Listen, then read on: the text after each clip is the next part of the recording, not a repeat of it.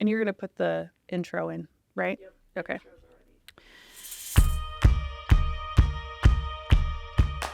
Ladies, grab your coffee, stilettos, and hop on the Hott Mess Express. Hey, Hott Mess family, welcome back.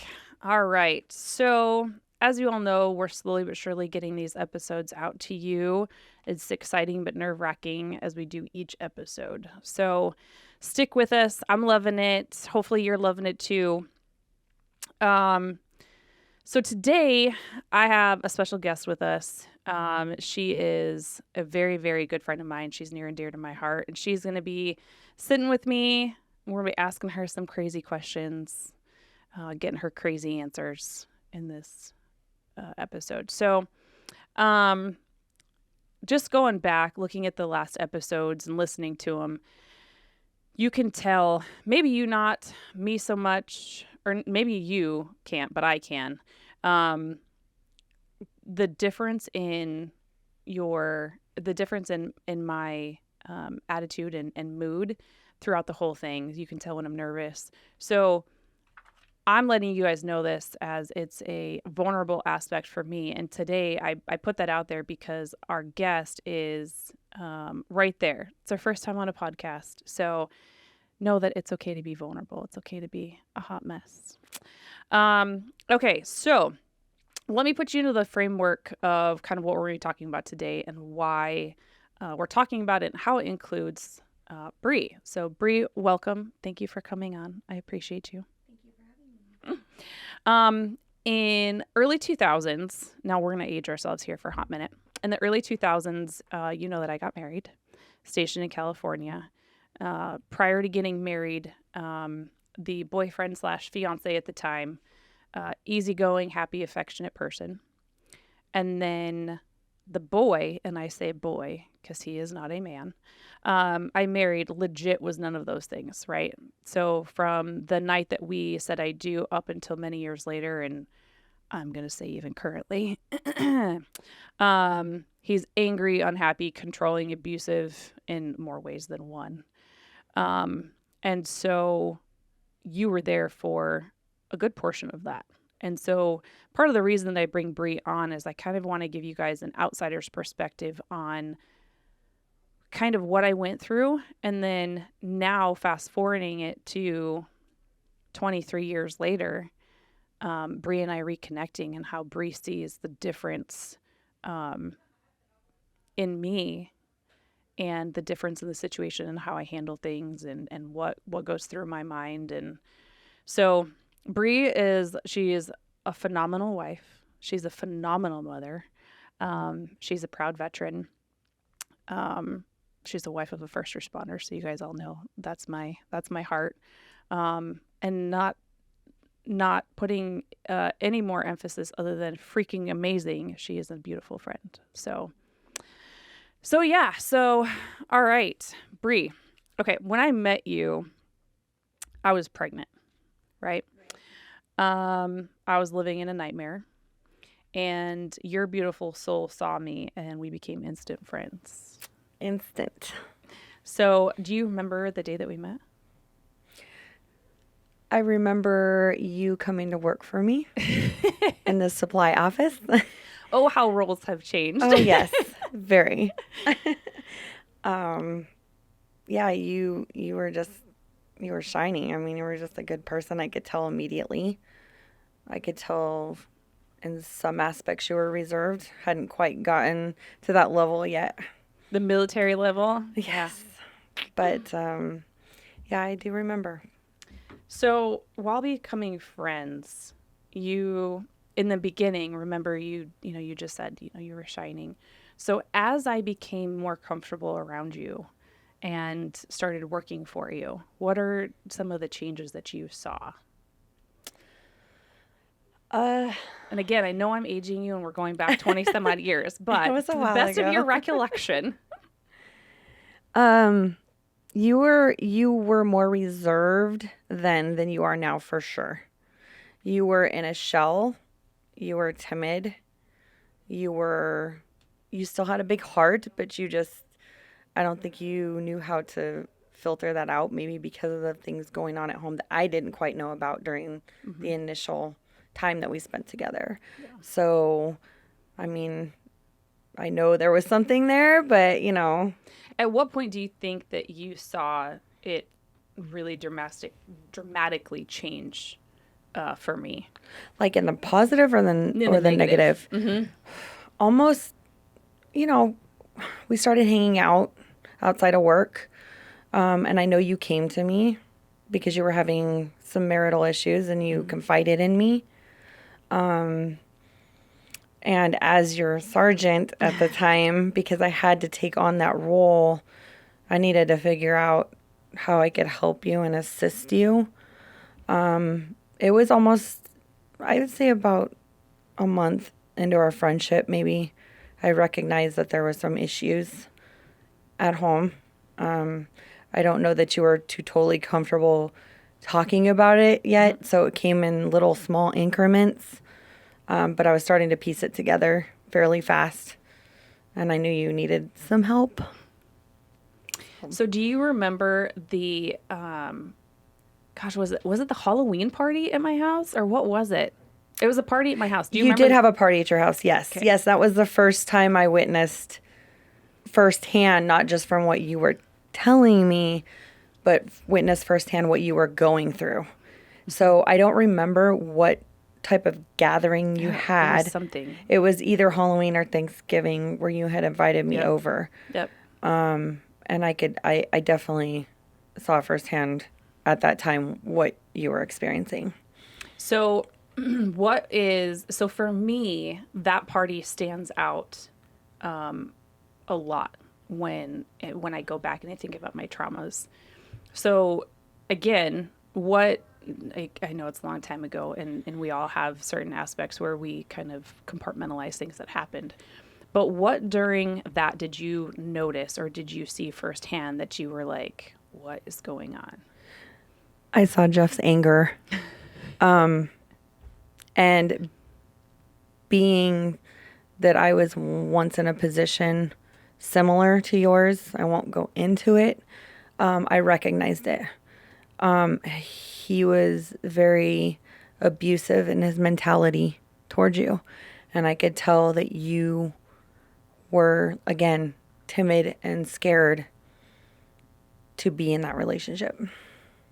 So, one of the things that I shared in my last episode was, or one of my last episodes was the amount of how much mental and emotional abuse is actually sometimes worse than the physical, right?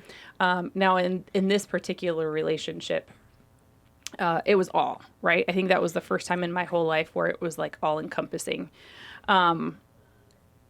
So that night at the party, the conversation that you had with him was one that stuck out because that was you actually came to me the next day and you're like, what the hell? Because he said, she's getting out and she's going to be a stay-at-home Yes. mom. Yeah, I do remember that. And I did come to you about that. I believe, if I remember correctly, I expressed my feelings towards that with him and said, I don't think that that's a very good idea with the position that you two are in. I believe that she needs to maintain her career for her own benefit and for the benefit of your marriage if you choose to stay in this relationship. So the reason I bring that up is because, so in the last year, doing growth and healing and for me personally, mentally and deep within, people say certain things because you hang out with the 5 people that you want to be the most, right? That you want to be influenced by the most. And you start kind of reenacting who they are, right? So you 5 best friends and you all kind of start to talk the same and feel the same and whatever. And so for him, in a manipulative mind frame, that's what they do. He knew that you and I hung out, and so he's going to tell you this is what she's going to do. Right. In hopes that you can influence that change, right? And so when you told me that, at that point in time, it was really hard for me to accept because my dream, my grandfather came to me and you and I had that little talk about, why am I in the military? What am I doing? And that was my purpose, right? And we were just talking on the way here, like, we don't feel like we have a purpose outside the military sometimes. But at that point in time, that was my purpose. And that's what I wanted because I overcame so many things that people told me that I wasn't going to be able to do. Right. Right. So having him tell you that was really, for me, I can look in hindsight, and go, oh, I see what he was doing now. In that moment, all I saw was controlling. Right. Well, and then I'm an outsider looking in, and I'm in a position where my job is to take care of you in a sense, but also respect your boundaries as a person. Yep. Kind of honoring what you want to do, and I know just by being around you and talking to you so much that you weren't wanting to get out of the military. That wasn't your plan at all.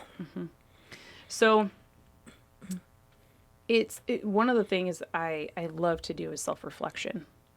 The self-reflection aspect for me allows me to see the things that I've done, see the things that I've put up with, my own choices. As humans, we make our own choices, and I feel that that's something that people really need to grasp on and take responsibility for as we make our own choices. Right. But we ask ourselves, why do we go through all the negative things that we do? And there's really no answer for it other than, we have to identify why and what, and maybe change the question as to why am I going through this, but what can I learn from this? And again, that's part of that self-growth now is I look at it and I'm like, I can learn from the past.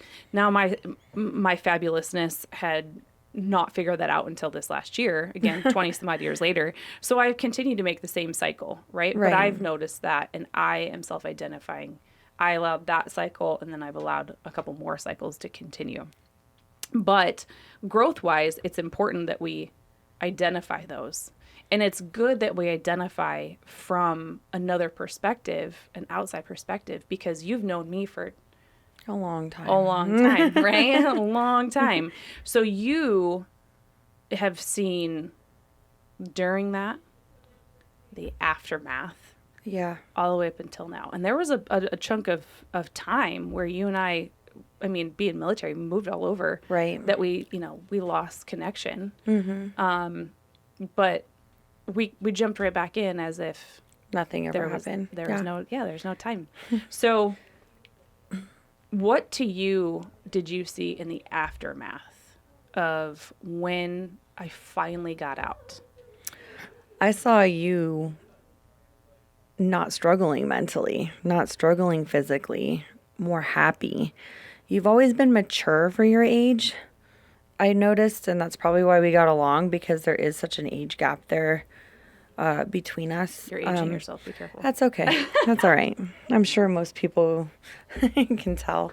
But yeah, I just feel like you found yourself again for that time frame, because we know that, afterwards, there were other things to come, but, I feel like you felt like, okay, I have a voice, I have a sense of freedom, and that was what I was trying to do. And I think we did really well with establishing your freedom, right? Because you lived off base, you were tied down in the house there. You didn't really have that freedom, but the military does give that to you in a sense, with the housing and the medical. It's almost like you're in control of that situation, right? And not the other person when it's military and non-military. So, yeah, I've seen quite a bit of change from just that time moving forward in steps. It's never been like a big gush of change, but it's slowly gotten you to a we all place. learn, right? We all learn. Understand. So the trauma that you witnessed, I kind of sent you some questions to kind of get your mind, because again, talking in decades here. how have you seen my relationship with others evolve over time with aspect of those traumas? Like a roller coaster in the beginning, because I refer to your parents as mom and dad because that's how close we got, right? Yep. I feel like there were some times where your relationship with them sank because your relationship with Jeff sank. And I think all of you were living together at the time, right? So I think your parents were really nervous about what was going to happen, where they were going to go, where you were going to go. I feel like they wanted to be around you and JJ, and didn't want to lose that, didn't want to see you separate, wanted to see you work through it. I'm not even really sure that I would assume they knew what was going on, but not totally sure. But just you were happier in some aspects with certain relationships and you weren't so happy in other aspects with your relationships. So I'm glad you pointed it out because, and that was one of the things that I was hoping that you were going to identify because, again, in the self-growth aspect, and we were talking on the way here, one of the things that I noticed throughout time as I go back, right? And you say there's relationships that I was okay in and happy with, and there's other relationships I wasn't. Part of that being my parents, other being friendships or just relationships in general. Reason being is I was so tied up in that I could never get any better, right? I self-identified some of the issues growing up on how confrontation or conflict was handled, right? Which is a lot different than it is now. Even my parents to this day have grown. Right. Right? Oh, yeah. Tremendously. Oh, yeah. And so I was looking for certain qualities in people that I didn't realize were the negative aspects of people that I didn't need, right? So some of the relationships that I hung on to were totally detrimental. Mm-hmm. And had I realized this stuff back then, it would have totally changed the course of my relationships moving forward. But I didn't. I was young. Yeah. I was 20, 21. You were right? really young. Yeah. And so nobody expects that. I mean, sometimes, we're still parenting kids at 20. And Yeah. in a way, it was my parents were living with me and, it was kind of the other way around. Not to anybody's accord. That's just how it was. Right. Yeah. So I can look back and like I said, I'm glad because those relationships had nothing but the negative that I should have dumped in the trash. Yeah. Right. So I'm glad you brought that up. Good. We both have kind of gone through personal growth and personal change over the last years. And so looking at some of the things that you saw that affected me, how do you or did you see them affect me moving forward until we hit that, gosh, what was it? 10, 10? 10, 10, 10, 10? 10, 10, 10. It was the last time that you and I saw each other. Yes. Right? When I got married. Mm-hmm. Yep. And so up to then, we were still kind of in contact here and there. And then I came out to sunny Arizona. Thank God you had me come out in the fall, knowing what I know now. So looking at those, relationships, how have you seen some of my relationships kind of differ in the past? Are you talking as far as like intimate relationships or are you talking as far as friendships? What do you kind of as relationships for me can mean friendships, they can mean my parental relationships, my friendships, even my intimate relationship with my ex-husband, you know what I mean? Because I can always say, we can always look and be like, oh well, this is what I did wrong or this is what I saw, right? But again, it's always nice to have that outside perspective looking in of how did you treat the situation? How did you treat the relationship? Right? So I think you describing in your last episode how some of your trauma affected your life And not knowing, I even, as your really good friend, didn't know a lot of those details of things that had happened. But piecing that together, I think you were always searching for somebody that was going to give you that validation. And like many of us, it didn't matter where it came from, whether it was negative or positive, but let's try to find the positive in each person, even though the negative might outweigh the positive. With Jason, I believe that he was a lot different than Jeff Uh-huh. in more ways than one, but he had his flaws. And I mean, we all have our flaws, right? Sure, yeah. So the abuse might not have been there physically, but I feel like Jason might have been in a different time in his life than you were. But because you weren't experiencing that abuse, maybe you found something in him that you enjoyed, With him, I feel like it was more of a convenience marriage than it was, or hey, I have someone there. Because Jason played a lot of video games, and I feel like that was, even knowing Jason from working with Jason and him being married to Amy, was the center of his life. He would come home and it would be video games. We came over to hang out with you, it would be video games.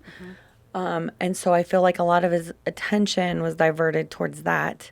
But again, you were looking for somebody to satisfy those needs, those gaps. But you don't want to be alone either. You had a baby, as all of us want to be with somebody. Like you said, growth. Yeah.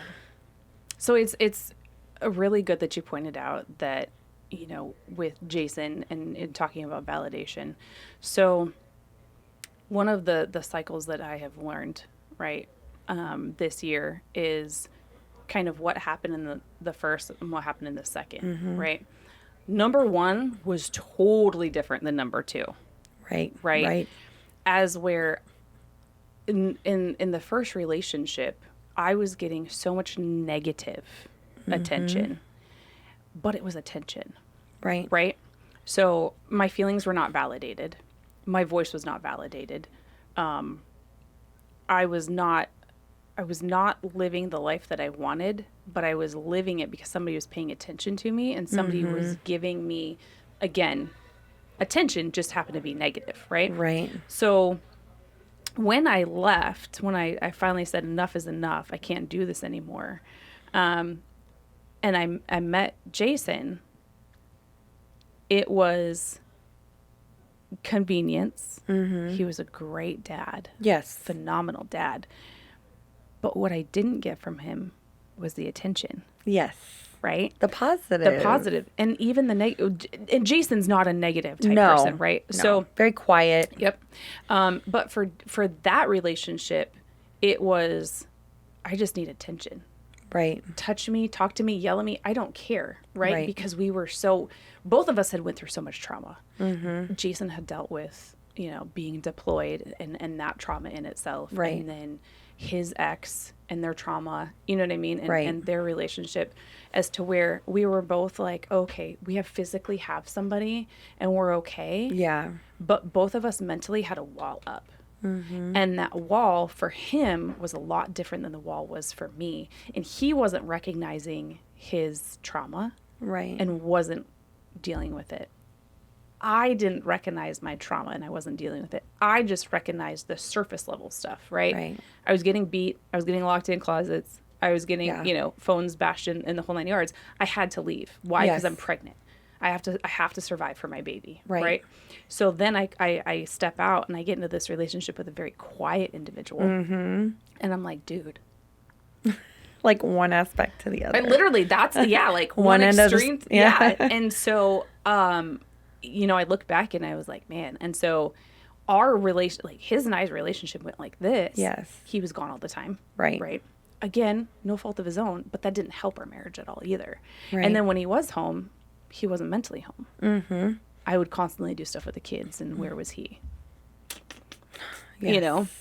And that's okay. Like his escape. I believe Yeah. that was Jason's escape. Yep. But he sacrificed a lot Yep. of your marriage for that escape.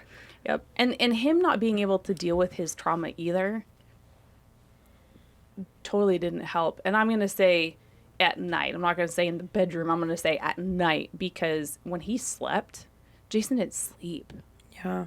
Right? It was like, I can't tell you how many times I have bruised ribs from him, you know, kicking and punching and screaming in his sleep, and him not knowing that he's doing it. Yeah. You know? And I can't tell him that. Yeah. He doesn't want to hear it. They don't want to recognize that. No, and it's a guy. Guys are like, man, I'm tough, I'm strong, I got this. It's okay to be vulnerable. You know? That's a combat veteran mindset anyway. Yep. Both male and female, but more male. So I could see where that was hard for you. And we were just talking on the way over here, the difference between first responder and military, and kind of like how they're trained and whatnot. And we won't even go into how the military is trained right now. Yeah, let's not. Different episode, everybody. No. So for us, it's, you know, the PTSD aspect for it is not dealt with at all. Right. And the amount of, and the different kind of PTSD that we have to deal with. Right. Is hard. Yeah.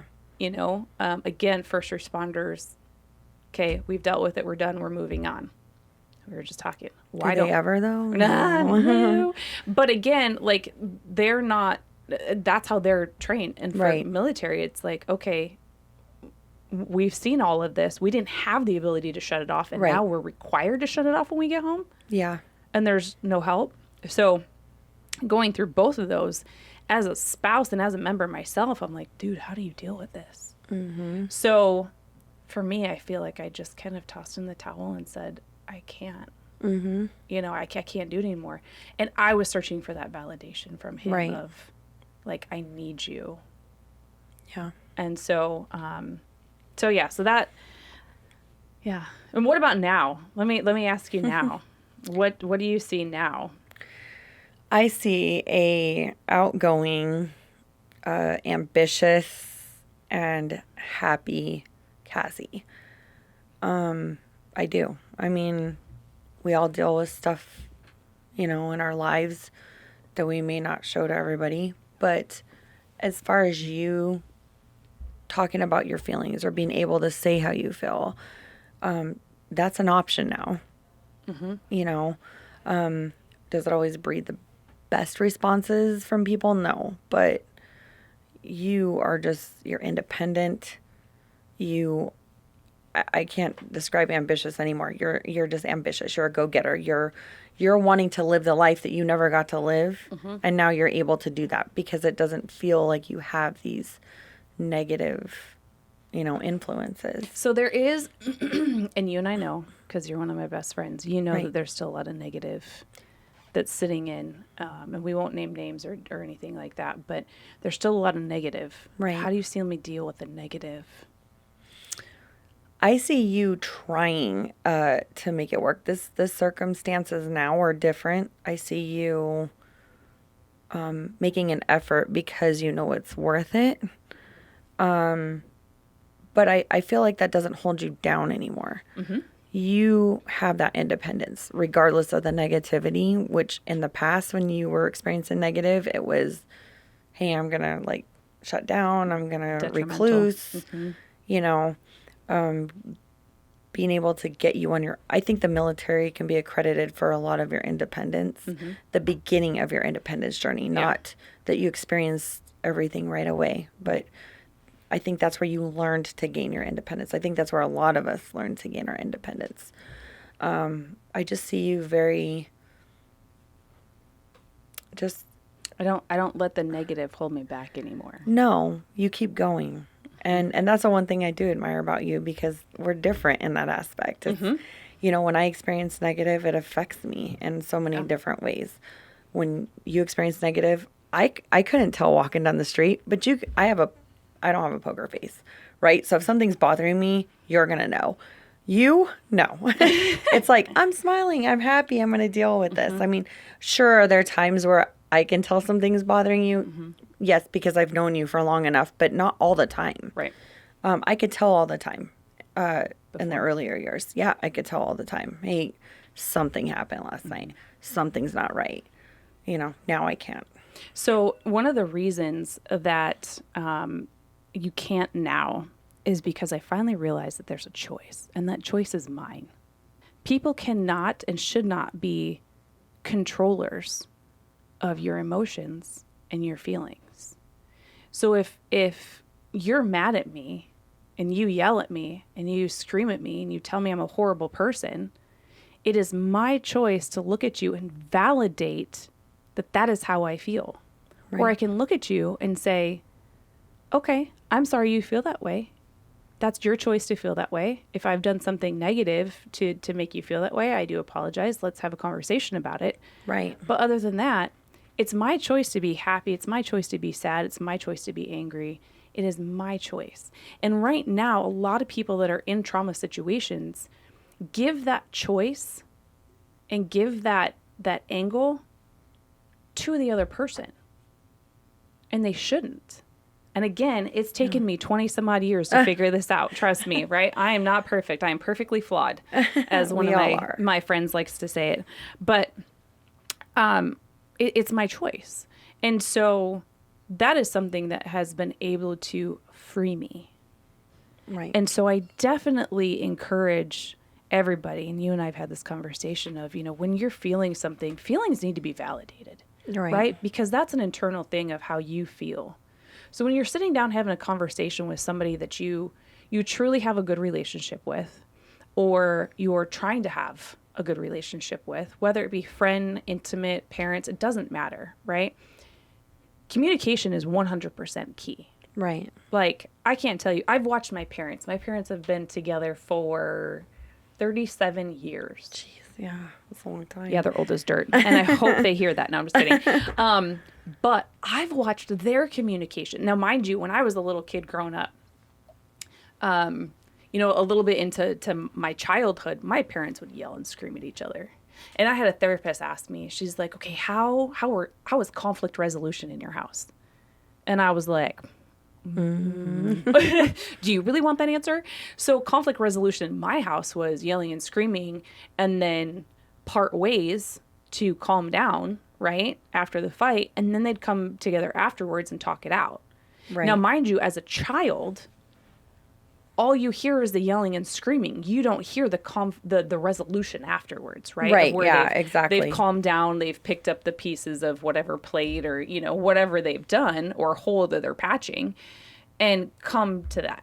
And I think that that's a flaw in a lot of parents where they need to have their kids hear the communication and the resolution be working after the fact, because Right. that has totally changed my perception on how a conflict is dealt with, Yep. right?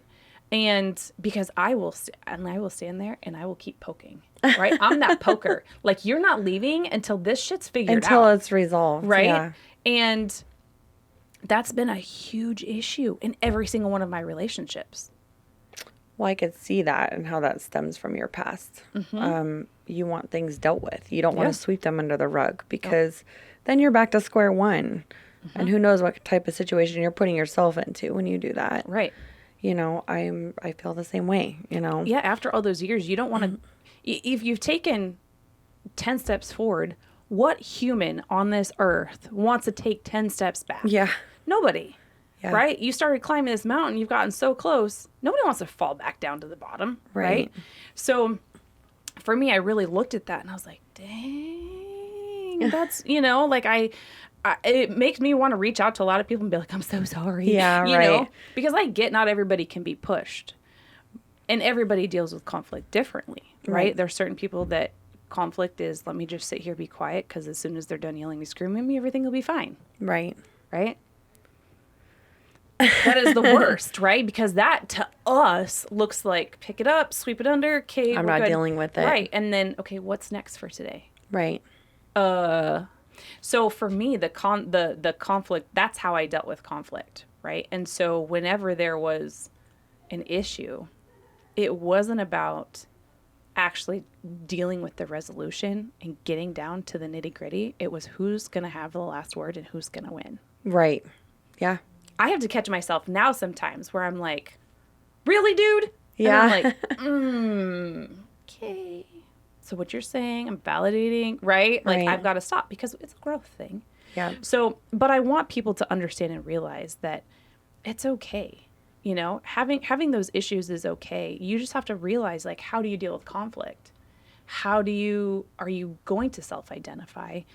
Are you going to accept vulnerability? Yeah. Are you going to validate people and their feelings? And are you going to choose how you react? Right. Yeah. So, you know, as parents, you know, you have kids, I have kids. I love them with every gray hair that I have on my head, right? Don't we all? All right. So, for you as a mom, what does it look like for resolution for your kids? So, we've all been going through a lot, right? And you look at, and I'll just say kids in general right now, right? But, you know, kind of think about your own. How do they deal with conflict? You know, I never really thought about that. So, and Well, how do they deal with conflict as compared to how you deal with conflict and how your husband deals with conflict? So think about that, because we want our kids to be unique. right. We want them to feel comfortable expressing themselves, right? Putting makeup on and saying, "Oh, girl, you look so cute," and you're going, "Oh my gosh!" No, I'm just kidding. But in all reality, that's an expression of themselves. Yep.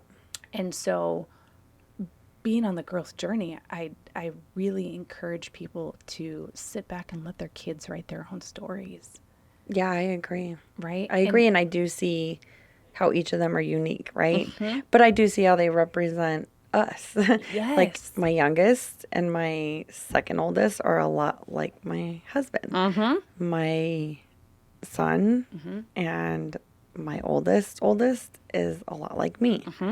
So they, Yep. but you know, Nathan's more funny when he's stressed or Right. upset, you know. Yep. And I like that about him. Yeah. I like that he can just laugh it off, but still he, he's dealing with that conflict, but Yep. he's like, okay, how do I make this Right. easy? Yep. And one of the things I tell my kids all the time, and so it's funny because I've had multiple people that are close to me in my life. I'm very open with my kids. Yes. Like to the point where I sat down with my son and we had to have the conversation, right? The birds and the bees and Right. whatever. And I got, oh my gosh, you had that conversation and not his dad? Yeah. You know what I mean? Because it's a part of life, right? Right. Let's just, come on. But B, I always want my kids to feel open and welcome to come talk to me about any problems they have. Right. Right. Now, mind you, each kid's different. Each kid's different. Yes. But my oldest definitely is like, Mom, this is how I'm feeling. Yeah. To me, that's huge. Yeah. 'Cause That's a big step. Could you do that as a kid? No. I know. No. My Nope. dad was very shut down, like as far as his emotions or anything of that nature. So no, I never felt like I could go to them. Kim, you couldn't do that either, could you? No. Yeah. So it's definitely different for every generation, right? Right. And I don't feel like we're growing or building up soft children, Right. but it's going to stop a lot of conflict. Right. And my kids see each and every day, like, okay, mom's trying to communicate. Why is mom trying to communicate? Yeah. Right? Because if there's not open communication, what do you have? You bottle it in. But that's a good thing on you to take what you've experienced in life and project that onto your children. Because if they go through life not knowing that they can communicate, it's a vicious cycle. Yeah. You're just restarting the cycle. Right. You know? Yeah. It's like somebody's got to break the cycle. You know? Yes. So. Yes. Let's be honest. My stupid ass did that cycle one too many times. Didn't we all? Right? Yeah. But again, it's the learning curve. Right. Right?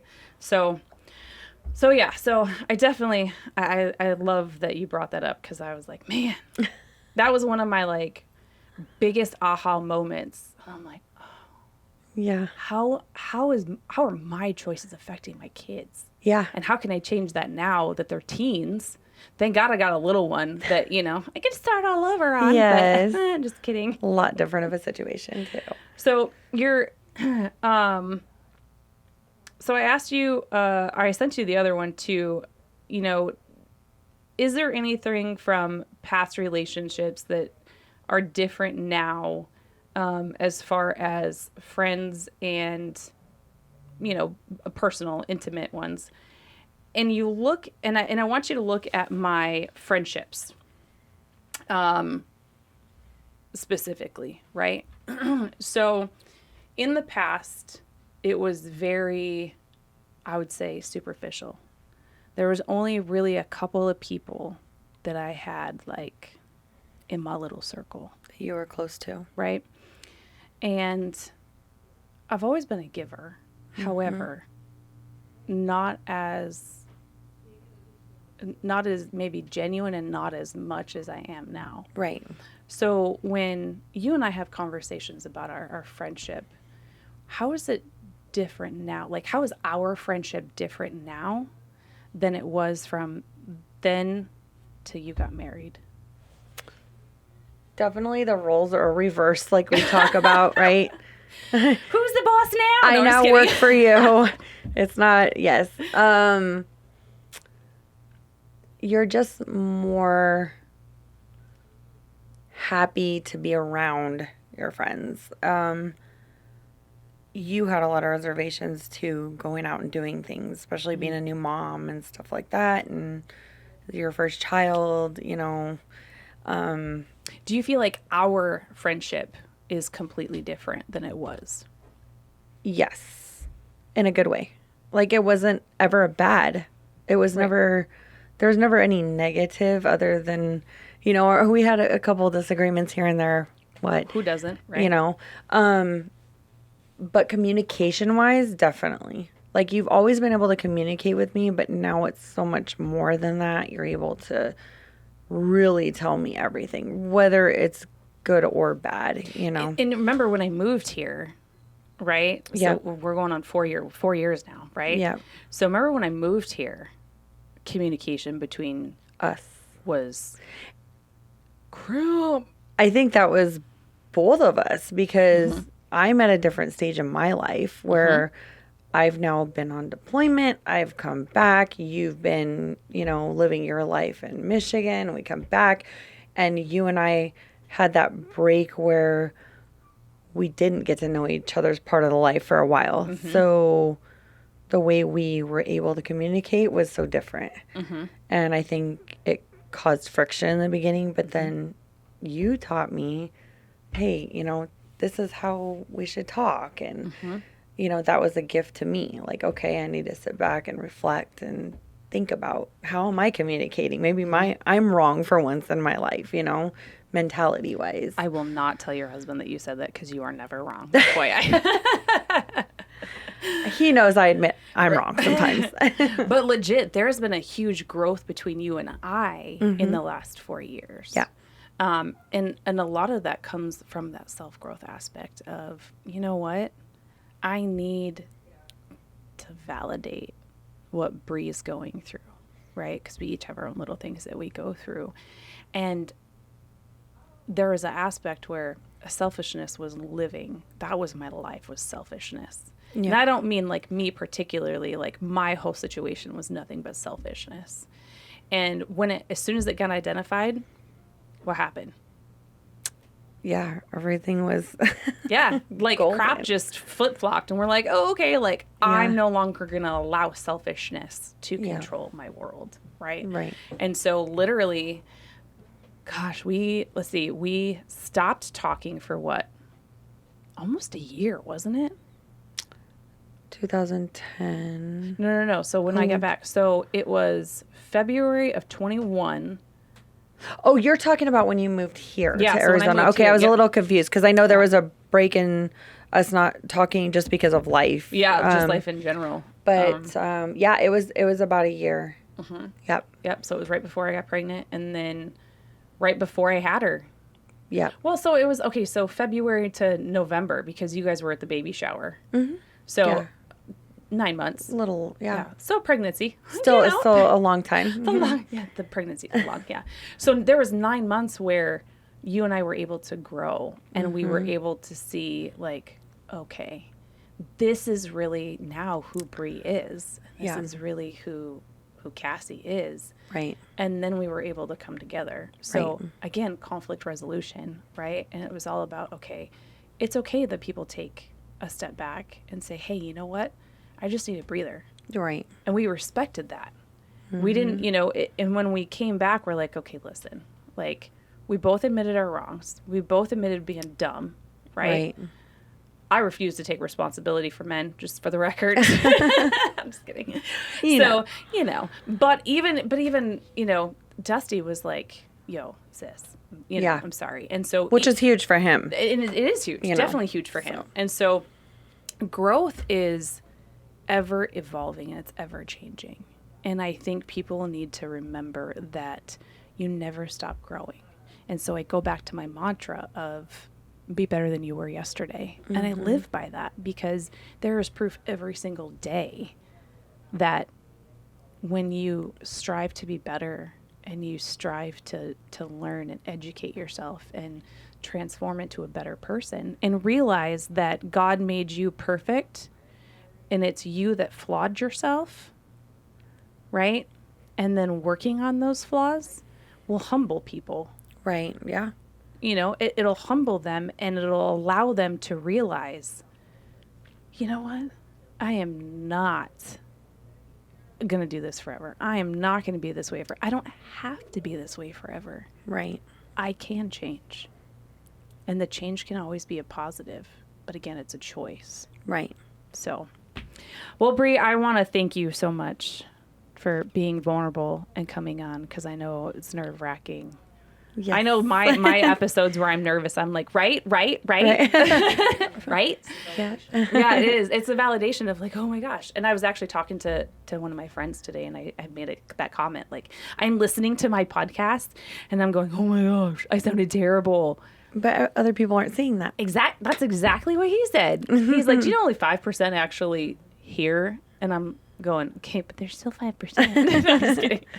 But it's legit. It is me going, okay. And self-identifying, now you can really, honest to God, like go back and listen and be like, wow, she really did. Right. I was nervous. Yeah. My anxiety was through the roof. And so when I say in those podcasts, like, oh, my anxiety's through the roof, girl, my anxiety was through the roof, right? Well, right. This is the first time I've done something like this, so you did phenomenal. Yes. Oh well, I had an awesome narrator over here. Thank God for notes right now. I'm just kidding. So, all right, so Bree, thank you. I love you. I love you. You're welcome. So everybody, thank you so much for listening with us today. I look forward to getting on the next one and talking to you guys about growth and getting rid of the negativity, because we all know that negativity surrounds us too much. Have a wonderful day, everybody. I appreciate you guys listening. For more information, more reels, more crazy stories into my crazy hot mess of a life, hop on my Instagram. It's the Hott Mess Express, HOTT, the Hott Mess Express. Thanks for listening, guys. We'll see you next time.